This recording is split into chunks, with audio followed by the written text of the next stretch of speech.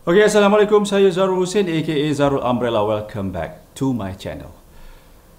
Video kali ini saya nak memaparkan kisah seorang bekas pramugari yang tidak disambung kontraknya akibat pandemik COVID-19.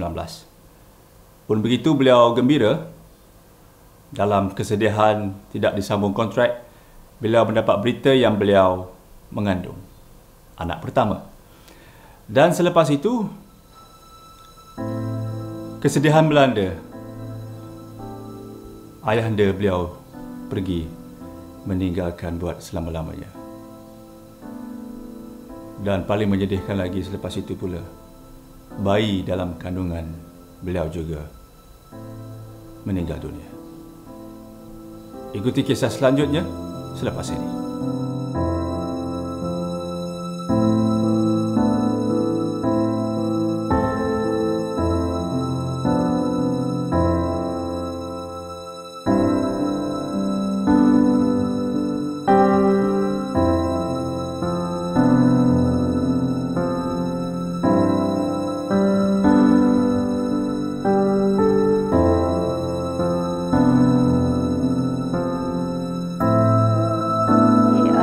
Notis tu sebenarnya bulan 10. Suppose kontrak I habis bulan 12 last year. December 2020 kan. Bulan 10 I dah dapat notis, tapi dalam March tu I dah tahu dah. Diorang ada cakap lah akan siapa habis kontrak this year takkan sambung. So I dah tahu awal lah. Cuma kita ingatkan sekejap kan. So ingatkan hujung tahun okey, dah boleh fly, kita tak kena buang lah. So tengok-tengok memang betul lah bulan 10. Tapi masa tu I okey lagi sebab my last flight memang betul-betul 18 hari bulan 3 masa Malaysia lockdown tu I bawa balik passenger Malaysia dari Colombo. Tapi lepas tu dia bagi standby lah sebab dah mula lockdown kan. Dia bagi standby je dan tiba-tiba end of the month pula I pregnant. Tapi masa tu I happy lah sebab I dah 5 tahun kahwin. And then I pregnant, I happy. So yang pasal kerja ni kita tolak tepi dulu. So bila kita dah pregnant, kita dah set dalam mindset kita, okay, ini kita dah ada baby. So okay lah, kita boleh jaga baby sementara nak tunggu pandemik ni okay kan. So I dah set lah dalam tahun depan I dah ada baby, dah busy apa semua. So okay lah kalau kontrak tak sambung pun. So sedih dia dekat kontrak tak disambung tu kurang lah sebab baby. Petang tu I lepas minum petang, normally bila kita minum manis dia akan bergerak. Because my baby was very reactive.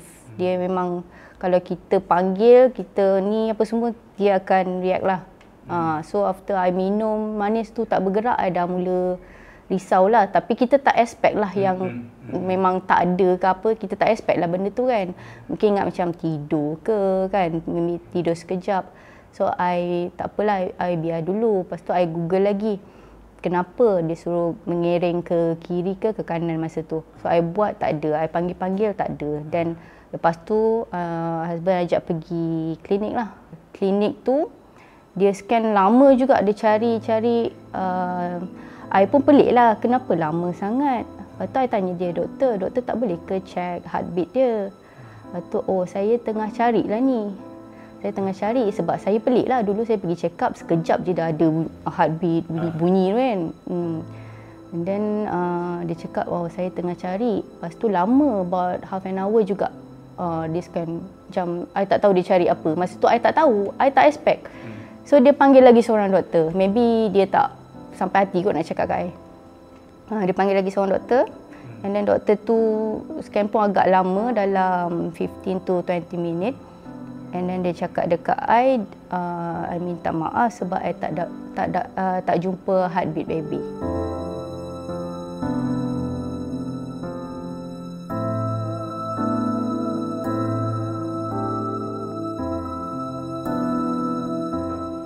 Masa tu saya tak faham lagi. Saya tak faham dia tak jumpa heartbeat tu yang baby tu dah meninggal, saya tak faham. Saya ingat dia tak jumpa kenapa. Dia tak bagi tahu yang baby awak dah meninggal apa, tak ada. Dia kata, maaf saya tak jumpa heartbeat. Dia cakap macam tu je. And then saya tengok muka dia dah macam lain macam kan. Lepas tu dia tunjuk ada satu saluran darah. Selalu dia kalau biru, merah tu dia akan berkelip-kelip. Dia kata kalau baby awak ada lagi, ini akan berkelip. Dia akan blinking macam tu, saluran tu merah biru tu. So, I pernah tengok tu masa detail scan. So, masa tu baru I faham yang baby ni dah tak ada. Dan tengok jantung dia selalu ada kuncup-kuncup, kembang kuncup macam tu kan. Tapi tak ada. Masa tu I baru faham, tapi Alhamdulillah masa tu I tak ada nangis apa. Sebab dia suruh refer to government hospital untuk sahkan. Dia cakap minta maaf kalau saya betul, kalau saya salah pun saya minta maaf. Dia cakap macam tu lah. Tapi Alhamdulillah masa tu saya masih fikir macam ada lagi kot harapan, tunggulah masa kat government hospital nanti macam mana. The next day ke? Tak, hari yang sama I terus pergi emergency.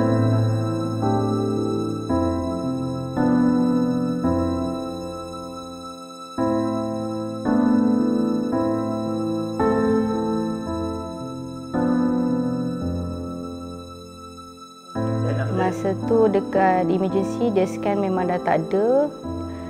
Dia tanya saya, saya ada kencing manis ke? Saya tak ada kencing manis. Dia tengok record I dengan baby sepanjang 8 bulan tu semua perfect, dia cakap. Dia tanya I pernah jatuh ke, minum alkohol ke, smoke ke, semua tak ada. So diorang pun macam pandang each other masa tu. Macam pelik lah. Dia macam pelik sebab selalunya kes-kes macam ni jadi sebabkan benda-benda macam tu. Tapi semua tu tak ada kat saya. I sihat, baby sihat, and then dia pun macam tak tahu dah nak cakap apa. Dia just cakap kat saya, you kena induce untuk keluarkan baby you. Dan dia suruh I balik dulu sebab dia nak suruh I jumpa husband. Sebab kalau dia tolak I ke atas sekarang, I tak jumpa husband dengan I tiba-tiba macam ni, I akan terkejut, I akan lagi stres ke apa, dia takutlah jadi macam tu kan. And then dia bagi I balik 2 hari, balik rumah 2 hari untuk mentally prepared lah apa semua kan. And then you datang balik hari Isnin, masa jadi tu hari Jumaat, baby tu meninggal hari Jumaat. Sabtu Ahad I rest dulu kat rumah, Isnin baru admit. Status emosi tu sebenarnya bulan 7 tu arwah bapa saya meninggal. Masa saya tengah mengandung ni down lah. Memang dah down dah sebab sebelum dia meninggal tu, sebab bapa saya pun jenis orang yang sihat. Tiba-tiba doktor cakap dia ada kanser paru-paru tahap 4. So masa saya tengah pregnant tu pun saya dah hadapi benda-benda mengejut ni lah. Mula-mula arwah bapa saya kanser dan nak kena jaga dia. Tapi tak lama, dalam sebulan lebih dia pergi. Bulan 7 dia meninggal. Selang 4 bulan, and bulan 10 saya habis kontrak tak disambung. Bulan 11 baby meninggal. So emosi tu saya tak tahu nak cakap macam mana. Sebab ianya bertimpa-timpa kan.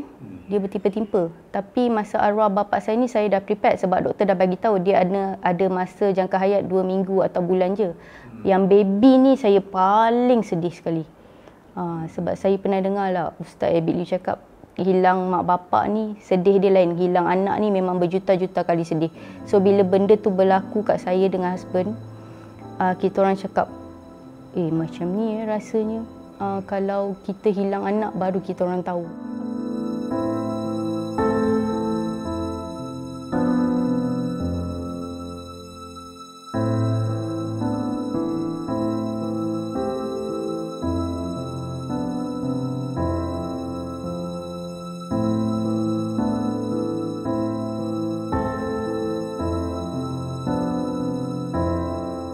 Settle ke bumi baby tu dalam pantang kan.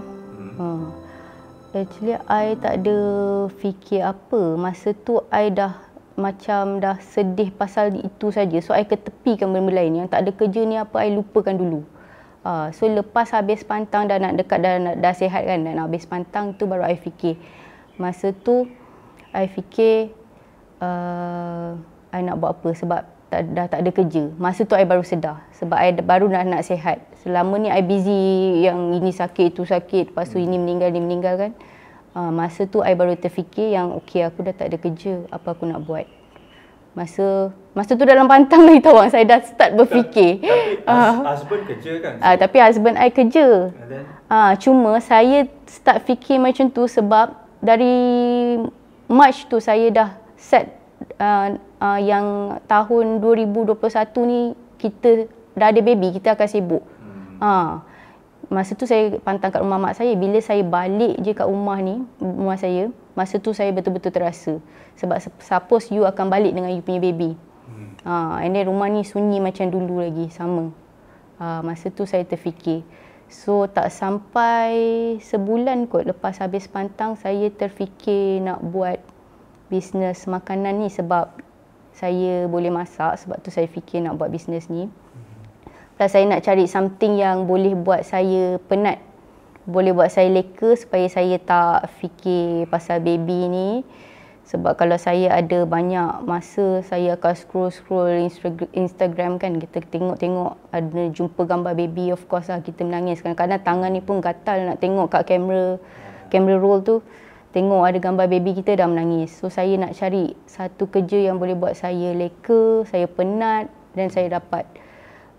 Tak payahlah nak fikir lagi pasal ni kan. Kuranglah sikit, mungkin kurang. Teringat tu of course. Tapi kuranglah, saya tak ada masa untuk tu.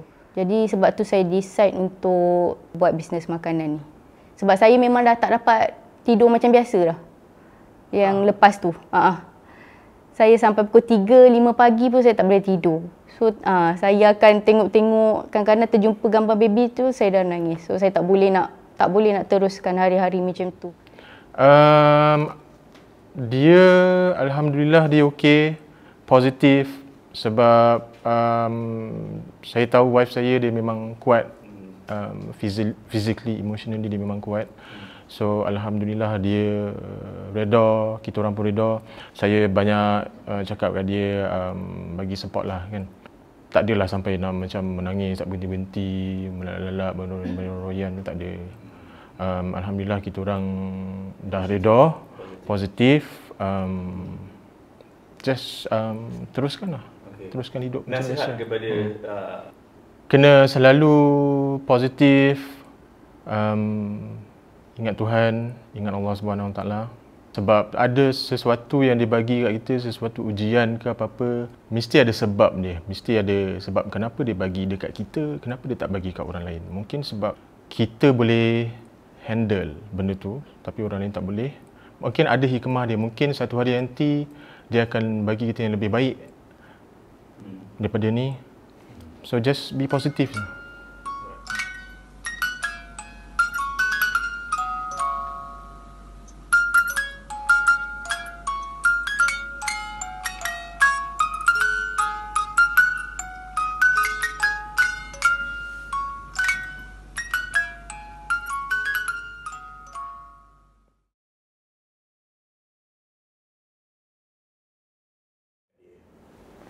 Saya sebagai seorang ibu nasihatkan dia banyak-banyak sabar sebab bukan dia seorang je hadapi musibah ni kan.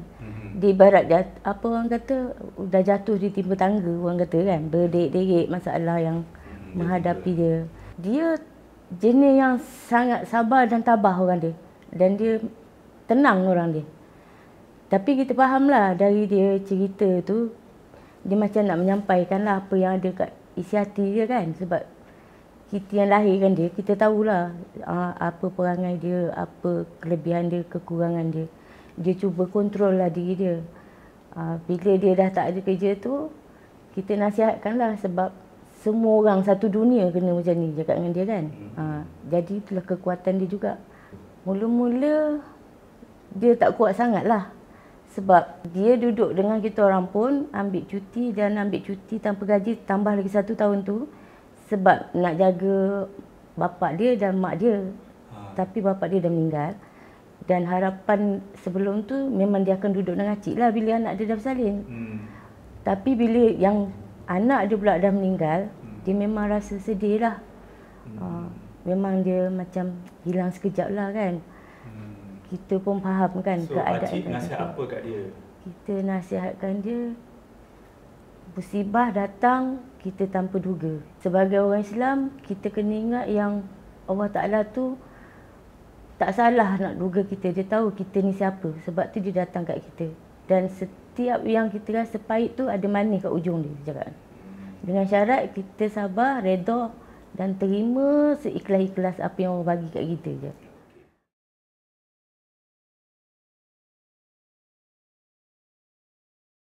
Idea tu datang actually tu daripada husband I. Sebab kita tak sebab I pramugari, that's why nama dia pramugari. Resepi tu sebab kita tak jual satu jenis menu je. Kita dah decide kita takkan jual satu jenis menu. Kita memang nak jual Isnin, Rabu, Jumaat. So nak different menu lah kan. So dia bagi resepi. So kalau resepi dia bermacam-macam resepi dan resepi tu daripada saya sendiri. Sebab itulah nama dia Pramugaris Resepi. Dah berapa lama dah buat? Baru sebulan. Okey, baru sebulan. So mungkin orang cakap alah ni semua sekarang musim pramugara, pilot semua berniaga. So apa pendapat you ikut crowd ke, memang you terpaksa ke, memang you ada passion nak berniaga pun dah fikir lama dah nak berniaga? Oh tak. Sebenarnya saya dah apply dah kerja-kerja lain. Saya tak dapat. Tak dapat kerja, so saya fikir macam berapa lama lagi nak duduk nak tunggu diorang reply kan. Sebab saya memang masak kat rumah, memang everyday. Memang almost everyday lah saya akan masak sebab husband memang suka makan. Dan dia punya tekak tu memang you dah biasa masak lah. Tekak dia tu memang kalau ni sikit komplain. So saya confident lah dia punya taste tu kan. Saya confident lah. Dia pun kata boleh ni, boleh B, you masak je. Okey, masa mula-mula tu dia macam slow lah. Macam first day tu orang kata first day biasa lah kan. Tapi masa tu pun saya fikir betul ke apa aku buat ni. Macam tak ada orang nak beli je kan. Lepas tu tiba-tiba second day ni. Second day tu saya dapat order banyak juga daripada target saya. Saya agak terkejut, alhamdulillah. And then makin hari dia makin bertambah. Even I stop seminggu masa arwah nenek meninggal tu. And then minggu ni I baru start balik. I pun macam terkejut sebab ramai sangat orang yang I tak kenal pun. Dulu kawan-kawan kan. Sekarang orang yang tak kenal pun banyak duk hari-hari WhatsApp I nak order. Mana dia orang tahu? I upload dekat IG je. I upload dekat IG je. I masih belum gunakan yang artis, Insta famous untuk review ni tau. Alhamdulillah lah, rezeki kot. I pun agak terkejut juga. The best seller nasi ayam kicap sambal turbulence. So kenapa? I don't know lah kenapa dia orang suka sangat. Every week, even dia dah makan minggu ni pun, minggu depan dia nak order lagi. Dia orang kata sebab ni sambal tu, sambal turbulence. Dia punya rasa tu, ada orang buat dia rasa setakat pedas je, tapi dia orang kata ni ada satu rasa yang dia orang suka lah. Order tak kisah sebab sekarang ni bila orang dah start order, dia tak nak tunggu lama. Saya belum open order lagi, dia orang dah tanya dah untuk minggu depan. Sebab apa tau bang? Sebab dia ada satu special dia. Dia orang nak dapatkan the signature aeroplane punya telur tu. Sebab tu dia orang macam every week cepat je dia orang nak jadi. Sebab yang itu 10 orang terawal je saya bagi. Sebab tu dia orang nak cepat. Dia orang, I pun kadang-kadang korang ni order sebab nak telur ke, sebab masakan aku sedap ke, macam mana. Saya pun dah macam confused. Tapi tak apalah, dah rezeki kan kita. So boleh order lah, tak kisahlah you nak order cepat ke, masa I open order you order ke. Tapi kalau dah sampai dah full slot tu I tak ambil lagi lah. Kalau siapa-siapa yang nak order, boleh follow Pramugaris Resepi. Number phone boleh tekan dekat link, dekat bio. Sebenarnya semua ni yang berlaku ni, ini ujian ni memang sangat berat. Sangat berat. Inilah ujian yang saya hadapi yang paling berat dalam hidup saya. Memang air mata, demi air mata berbulan-bulan baru nak okey, lepas tu dah sedih balik, baru nak okey dah sedih balik kan. So kalau semua ni tak berlaku, saya tak jadi macam sekarang. Saya tak tahu pun yang saya mampu ada bisnes sendiri. Especially bisnes makanan. Orang kata bisnes makanan ni penat. Mula-mula pun kita rasa penat. Masa second day tu saya rasa penat sangat. Saya rasa macam betul ke apa aku buat ni? Sampai bila aku nak buat? benda ni. Disebabkan ayah saya meninggal dunia, anak saya meninggal dunia, saya mula terfikir untuk beri pahala pada arwah bapa saya ni. Macam mana saya nak tolong dia. Lepas tu saya mula pergi rumah anak yatim untuk hari Jumaat. Sebab saya dah start bisnes makanan, saya masak, saya hantar sendiri. Itu untuk saya dengan family lah, sedekahkan untuk tolong arwah bapa kita ni kan yang dah meninggal, dan saya sedekah juga untuk arwah baby saya. Tiba-tiba saya cerita kat kawan. Bila saya cerita kat kawan-kawan, dia orang macam nak join sekali. So dari situlah tercetus yang kawan-kawan semua bagi dia transfer duit, and then saya masakkan, saya hantar setiap hari Jumaat. So mula-mula hari Jumaat saya ambil juga order untuk ni jual. Tapi bila dah every Friday tu dah full orang infak, ya saya dah tak boleh ambil untuk jual. So every Friday kawan-kawan, mula-mula kawan-kawan, lama-lama orang luar pun dah tahu. So diorang pun dah transfer duit semua. Dia sampai ada yang suruh buatkan tahlil and then hantar makanan. Jadi dia bukan sekadar hari Jumaat saja. Sekarang ni dia dah start hari Khamis malam Jumaat untuk tahlil, kita hantar makanan. And hari Jumaat juga, dah 2 hari. Kalau semua ni tak berlaku, saya tak buat macam ni. Sebab kalau dulu kita busy, kita kerja kan, kita tahu kalau sedekah, transfer duit, kita tak pergi pun tempat tu. Bila dah jadi macam ni, saya sendiri pergi, and kita rasa kepuasan tu. Macam hari Jumaat tu kita nak masak tu, kita rasa macam happy sangat. Kita rasa macam tak sabar nak jumpa diorang. Plus saya pun hilang anak saya tahu apa anak-anak yatim ni rasa kalau kita tak ada ibu bapa. Kan kita tahu.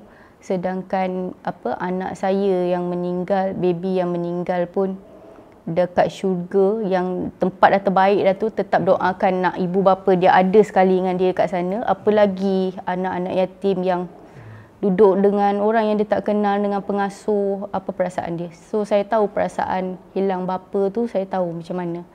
Jadi bila ini berlaku pada you, first kali you kena ada tanamkan dalam diri you sifat redha ni. Sebab redha ni akan datang bila you ada 2 benda ni. Satu, kepercayaan you dan kebergantungan you pada Allah, pada Tuhan kena kuat. Kalau you tak ada 2 ni, memang sangat susah you nak redha. Memang susah you nak bangun balik. Sebab ini bertimpa-timpa ni yang saya lalui. Tapi alhamdulillah saya kuat. Saya pun tak tahu macam mana saya boleh kuat. Sebab dalam pada mengandung bapa saya jadi macam ni. Lepas tu baru nak okey, saya pula jadi macam ni. And then saya tengok ibu saya yang ditinggalkan, kan? Masa tu nenek saya hidup lagi, dia berusia 96 tahun. Itulah anak tunggal dia, arwah bapa saya. Dan saya tengok dia ditinggalkan. Lepas tu saya nak jalani hidup ni macam mana. Saya kena fikir juga dalam masa saya ni ditimpa ujian. Sepatutnya kalau saya ikut selfish saya akan menangis. Kalau dalam pantang tu, kalau tak kuat, you akan meroyan. Sampai family pun takut. Macam keluarkanlah barang-barang baby ni, sebab baby cot apa semua tu dah siap. So kalau you tak kuat, masa dalam tu saya tak tahu macam mana. Alhamdulillah, sebab masa berlaku saja saya dah cakap, kalau ini takdirnya, saya redha. Saya dah cakap awal-awal masa doktor kata dah tak ada habis. So bila you redha, you boleh jalani hari-hari you dengan tenang, you boleh jadi kuat, you boleh bangkit. Sebab ada juga kawan saya kata, babe, manalah ada orang nak buat macam ni, babe, nak masak-masak lagi dengan macam ni. Dah lah benda ni melibatkan rasa. Kau confident ke ni? Sebab belum sampai sebulan lagi tau lepas kau habis pantang ni. Tapi saya kata, tak apa, aku okey. Sebab tak tahu macam mana. Sebab hati saya tenang. Mungkin sebab saya dah cakap yang saya redha apa semua. Hati saya memang tenang sangat. Saya tak boleh cakap apa. Sebab masa bersalin tu pun, orang yang dalam labor room tu, yang nurse, doktor yang menangis tengok saya. Tak ada setitis air mata pun yang keluar. Masa tu saya pun terkejut. Yang betul-betul saya menangis memang 3 hari tu je. Yang Jumaat, Sabtu, Ahad dekat rumah tu. And then Isnin saya masuk ward. Rabu saya bersalin. Tak ada setitis air mata pun yang keluar. Sampai baby ni nak keluar ni susah juga tau bang. Dia induce, dia kata 3 hari at least. So depends lah juga kan, ada seminggu, ada 2 minggu, ada sebulan baru keluar. So saya fikir macam mana saya nak keluarkan baby ni cepat. Jadi apa saya buat, saya macam dah hari Rabu memang tak keluar juga, baru 2 cm juga hari Rabu. Saya tiba-tiba ada katil sebelah ni, patient ni cakap, akak buatlah ketuk ketampi sebab untuk cepatkan bukaan. Jadi saya buat, saya tak tanya pula dia buat berapa, kakak dia buat berapa. Saya tutup curtain tu, saya buat 50 dengan perut yang besar tu, dengan kalau ikutkan yang hati you sedih, baby you dah tak ada, perut besar, saya buat 50 kali. Alhamdulillah, sambil buat tu saya cakap dengan baby, saya cakap, I panggil nama dia Ishan, you kena keluar hari ni, bukan mama tak nak awak, tapi kamu kena keluar hari ni, tak elok duduk lama-lama dalam ni, dah 5 hari you tak ada dalam ni.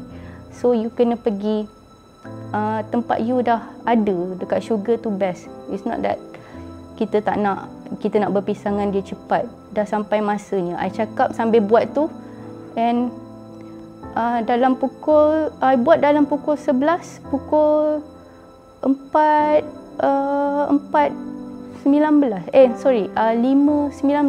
bersalin. So you kalau jadi macam ni, you kena kuat lah. Pasal kerja tu, I memang tak terlampau sedih sangat pasal kerja, sebab I dah selubungi kisah-kisah sedih yang lain ni. So macam tak apa, sebab duit ni you boleh cari tau.